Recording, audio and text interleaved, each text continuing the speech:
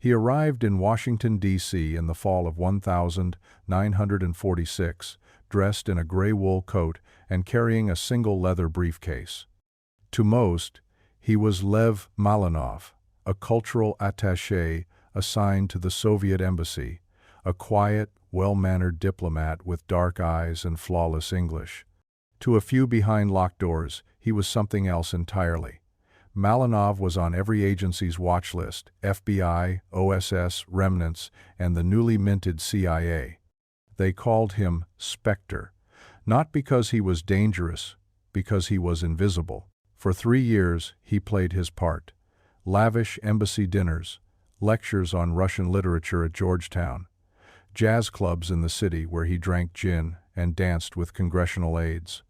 But behind the charm was a man who seemed to leave no trail, no records, no personal mail. No one knew where he lived, only that he arrived in a black car every morning and left in a different one every night. He never signed a lease, never opened a bank account. He existed only on paper, and even then, just barely. On February 19, 1949, he vanished. The embassy reported that Malinov had taken medical leave and returned to Moscow. But no one at the airport remembered seeing him board a flight. No records existed of any exit visa. His office at the embassy was cleared out overnight.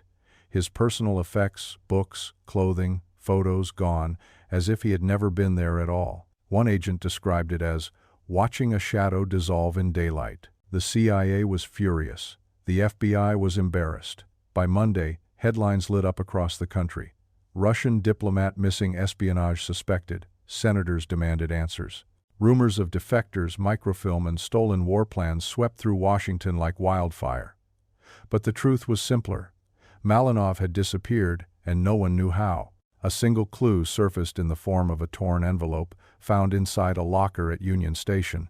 It was addressed to no one, no return, no stamp, just one line, scribbled in pencil across the paper: "The silence is the message." For the next 74 years, that silence would stretch on until a locked door beneath a Vermont farmhouse was finally opened. Long before he became a ghost in the American capital, Lev Malinov was already a phantom of the Cold War. Born in 1913 near Vladivostok, records of his early life are scarce, some say deliberate. What little is known comes from fragmented KGB archives released after the fall of the Soviet Union. His birth name wasn't Malinov, it was Alexei Dmitrov, or possibly Yuri Volkov.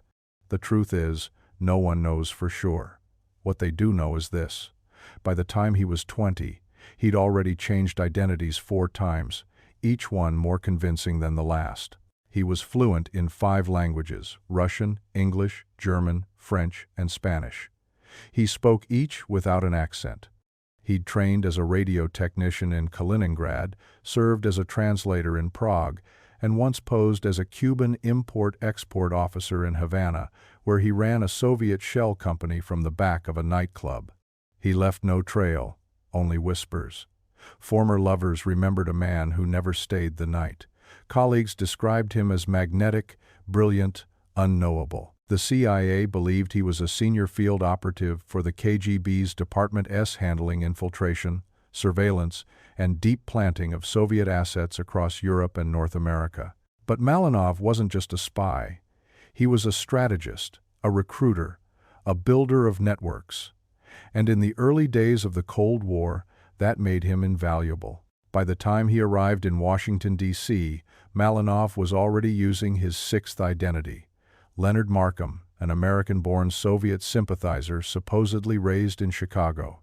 This alias was so well-crafted it came with forged school records, tax filings, and even a fake college degree from the University of Illinois. He could blend into a crowd, disappear in plain sight, and make others do the same. There were sightings of him in upstate New York, slipping into a cabin near Lake Placid used by known Soviet sympathizers. Other times, he was rumored to have been seen outside a naval base in Norfolk, disguised as a maintenance worker. Always just out of reach, always 2 steps ahead. It wasn't just his skills that made him dangerous. It was his conviction. Lev Malinov believed in the Soviet dream, with a zeal that made him both untouchable and expendable. And in February 1949, that belief and everything he knew vanished underground. It began 3 weeks after Malinov's disappearance. In a locked conference room beneath the J. Edgar Hoover building, a small task force was assembled under direct orders from Director Hoover himself. Its name was Operation Black Veil, classified beyond top secret, with a single mission: locate and dismantle the network Malinov left behind. The FBI suspected he hadn't vanished alone. Intelligence suggested Malinov had built a covert ring of Soviet sympathizers, journalists, professors, civil engineers, even a junior aide to a Massachusetts senator. They weren't just spies, they were believers. American-born, quietly radicalized, and deeply embedded. Surveillance operations began in New England and rippled through the Midwest. Safe houses were identified, wiretaps installed. Agents shadowed suspected collaborators through factory towns and Ivy League campuses. In Detroit, a teacher was arrested for distributing communist literature. In Ohio, a steelworker vanished after a midnight visit from 2 men in black coats. In Connecticut, an amateur radio operator intercepted a Soviet-encoded signal near Hartford, but the source was never found. For 2 years, Operation Black Veil pursued ghosts. It uncovered strange anomalies: photographs with faces scratched out, maps with coordinates that didn't match any known location, and notes written in invisible ink. But hard evidence was scarce, and convictions even rarer. Witnesses recanted, suspects disappeared, files were sealed. The deeper the Bureau dug, the more the truth seemed to shift, like sand beneath their feet. By 1952, the operation was quietly shuttered. Officially, Malinov had defected. Unofficially, the case remained open, passed like a curse between departments that wanted nothing to do with it. The file was buried, marked Classified Level 5, and locked in a vault under the code name Spectre. For decades it stayed there, forgotten, untouched, until a call came from a farmhouse in Vermont, one that would change everything the Bureau thought it knew about the man who had become their greatest ghost. The farmhouse had stood for over 150 years, weather-worn, timber-framed, tucked at the edge of a forest just south of Montpelier. In the spring of 2023, it was purchased by Thomas and Ellie Branson, a retired couple from Boston looking for peace and a project. What they got was a mystery buried beneath their feet. It started small: tools flickering off mid-use, cell phones losing signal in the basement, a constant hum in the floor, like static under the skin. At first, they blamed faulty wiring. Then they noticed the temperature always colder downstairs, even in July. Ellie joked that the house was haunted. Tom wasn't so sure. While replacing old floorboards near the foundation, Tom's crowbar struck metal. A hollow clang echoed through the basement.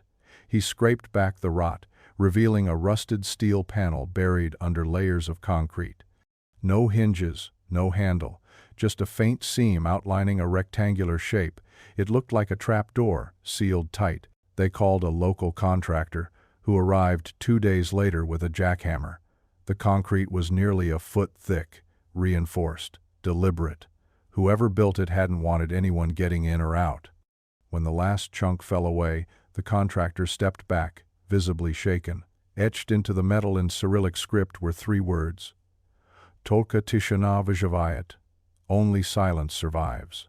Tom pried it open. The air that escaped was dry and stale, tinged with oil and iron. A narrow stairwell descended into darkness. The walls were lined with cold steel. No cobwebs, no dust.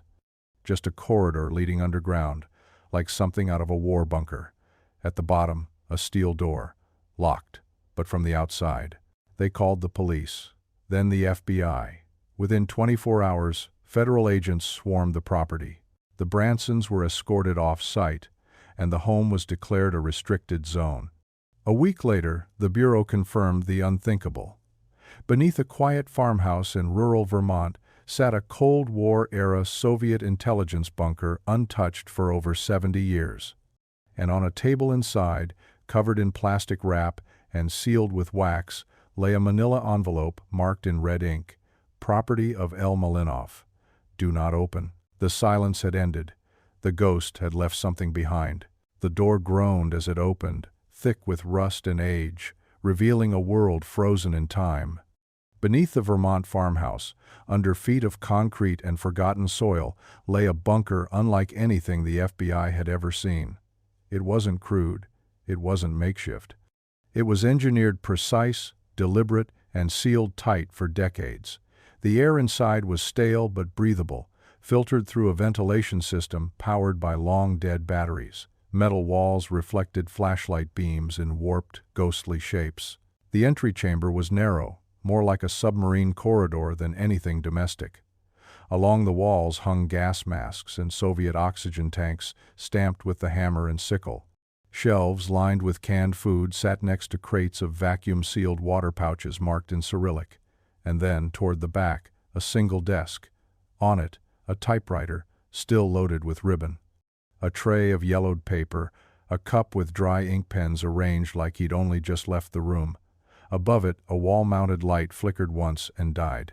The FBI moved in with gloves and scanners, radiation detectors, forensics teams. Every item was photographed, logged, and sealed in evidence bags. But there was one object that made everyone stop.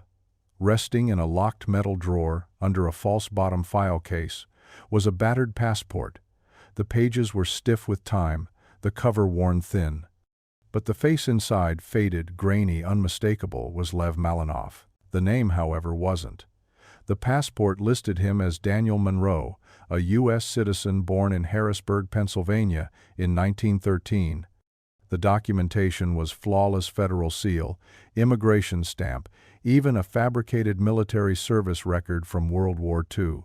Someone had spent years crafting this identity. And for a time, it had worked. Nearby, they found a locker with clothing, American styles from the 1942, pressed and folded, untouched by dust, a radio operator's jacket, civilian coats, a pair of dress shoes with worn soles.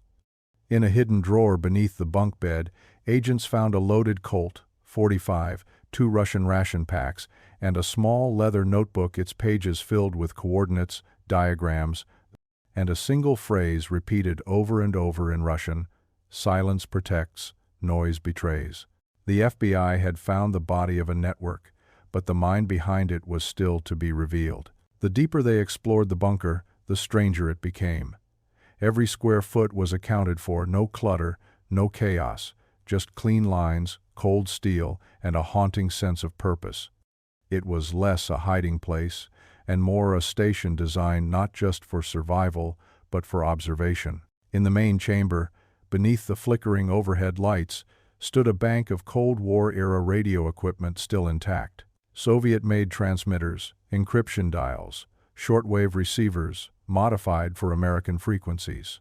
Each was labeled in Russian, with dates scratched into the casing, some as early as 1947, others well into 1949. Someone had maintained them meticulously. Nearby, a set of tape reels stacked neatly in 2 wooden crates, each one hand-labeled in pencil, Kestrel Watch and Red Ember. 2 operations the FBI had never heard of. The Bureau's analysts would spend months decoding the tapes. Some were nothing more than white noise. Others contained faint snippets of intercepted transmissions, news broadcasts, U.S. military frequencies, even fragments of congressional floor debates. But it wasn't what they captured. It was what they focused on. At the back of the bunker was a locked door, sealed with a rusted chain. It took bolt cutters to get through. Inside was a smaller, windowless room. What the team found there stopped them cold. Photographs dozens lined the walls, all black and white, meticulously arranged in rows, each one pinned precisely, each one dated: U.S. senators, nuclear scientists, military base entrances, a shot of the Pentagon taken from across the river, another of a classified airfield in Nevada. Some photos had red string linking them together, forming a web that spanned decades and departments.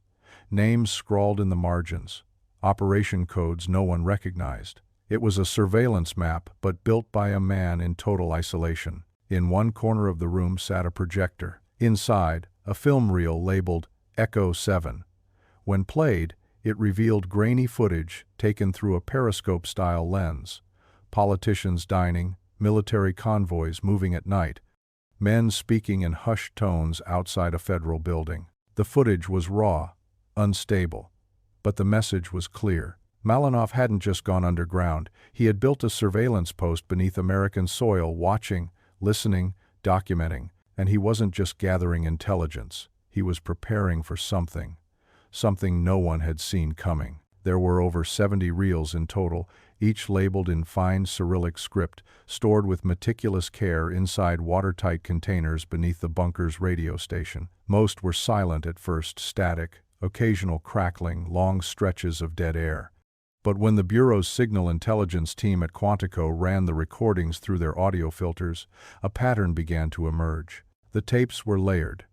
First came intercepted American radio traffic military drills, encrypted dispatches, even test launches from the White Sands Missile Range. Malinov had captured the kind of intelligence that, in 1949, would have sent shockwaves through the Pentagon.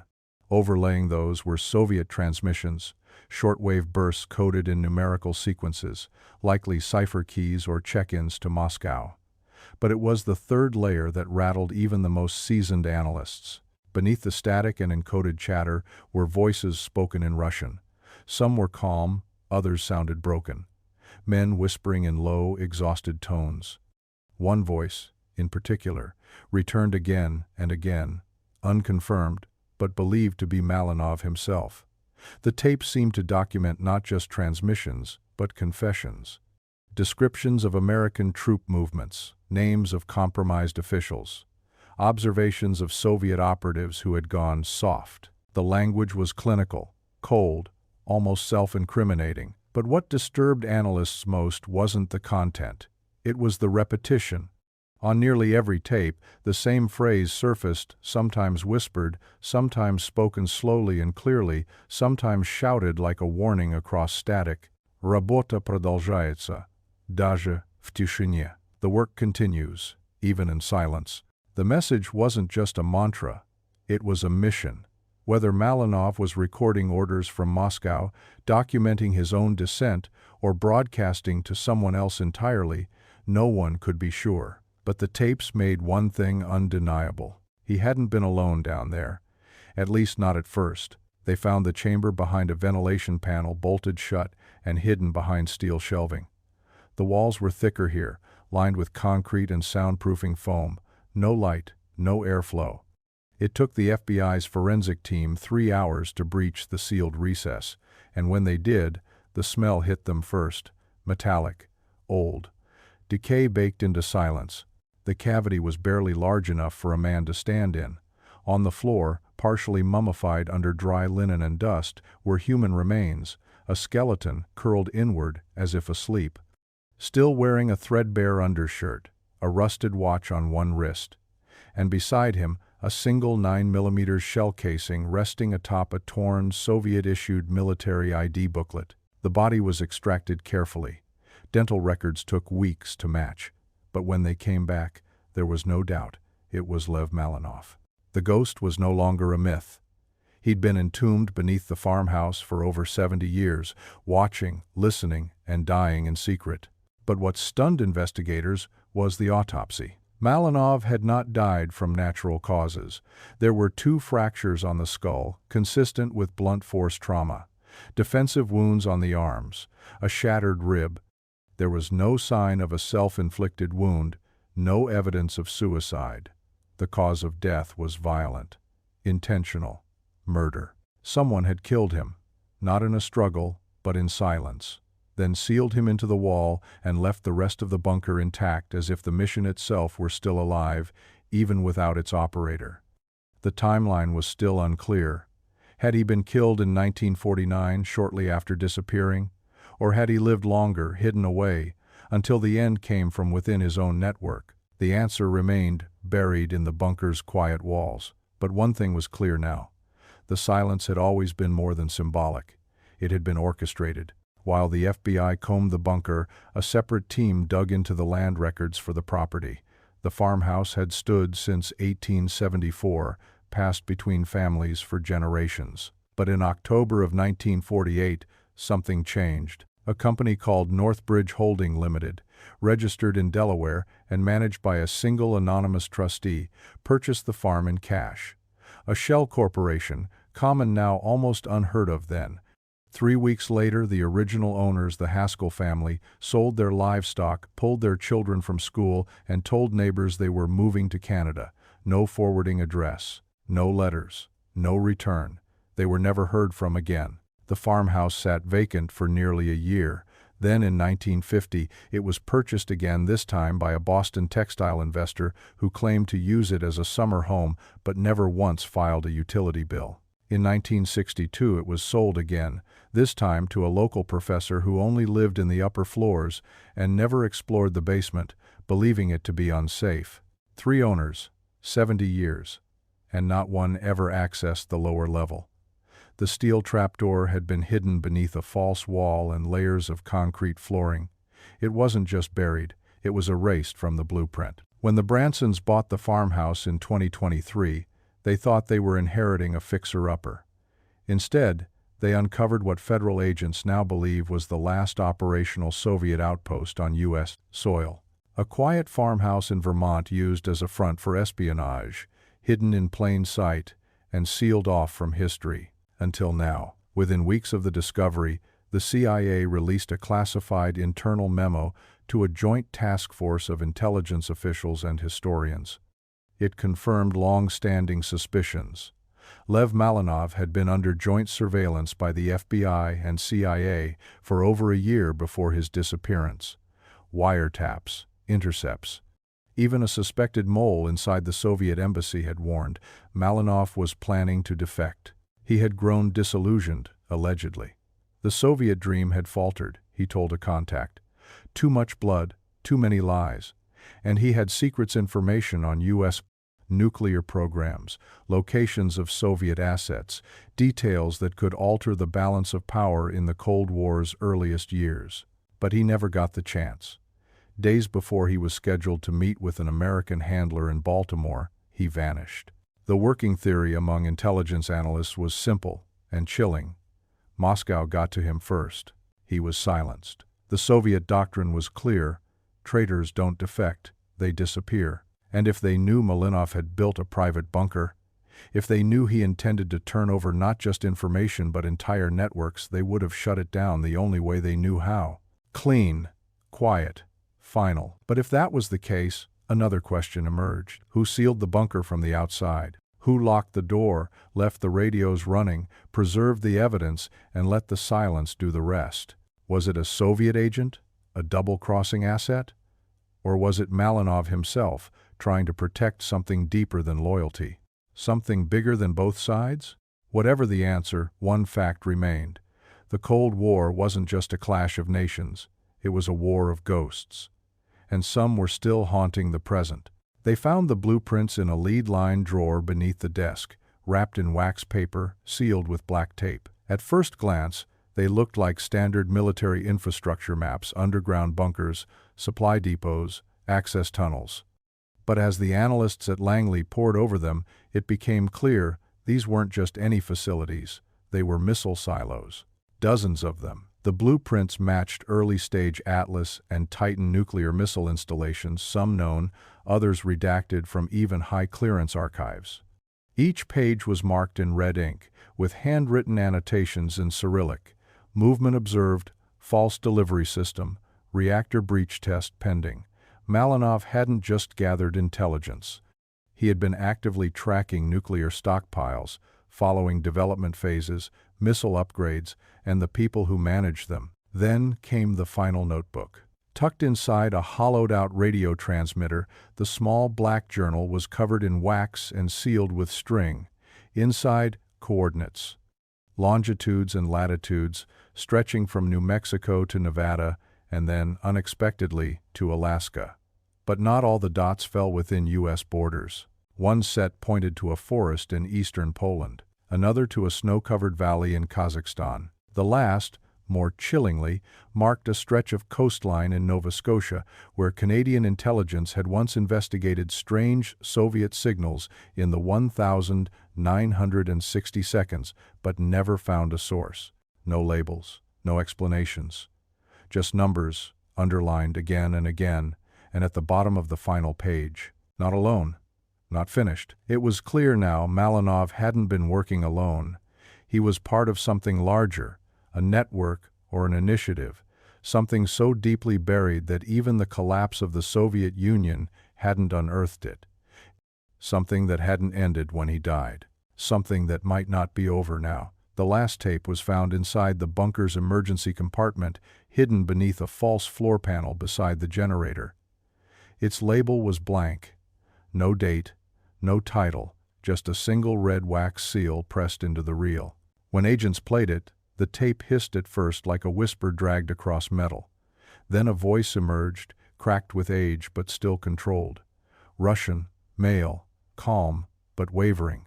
If you are hearing this, I am gone. Do not trust the surface. A pause. I was not the only one. They are still watching, still listening. The voice breaks for a moment, just a breath, maybe a stifled sob. If they find me, they'll bury the truth here too. They always do. Then, silence. For 5 seconds. 10. And just as the tape seems finished, there's a metallic click. A door? A gun? No one can say for sure. The reel ends in static, looping endlessly until someone cuts the power. 2 days later, the FBI reopened 6 Cold War disappearance files, diplomats, scientists, and operatives who vanished under strange circumstances between 1948 and 1957. Most were presumed defectors. Some were dismissed as Cold War paranoia, but all had one thing in common. They were last seen within 300 miles of the locations listed in Malinov's notebook. The agency formed a new task force, operating quietly under the codename Spectre Redux. To this day, no one knows how many more bunkers remained sealed, how many agents lived and died underground, how many ghosts are still out there, watching, waiting, buried beneath decades of soil and silence. But one truth lingers in every debrief, every whispered theory, every unmarked file. The Cold War didn't end. It just went quiet. And somewhere out there, the silence is still working. This story was brutal, but this story on the right-hand side is even more insane.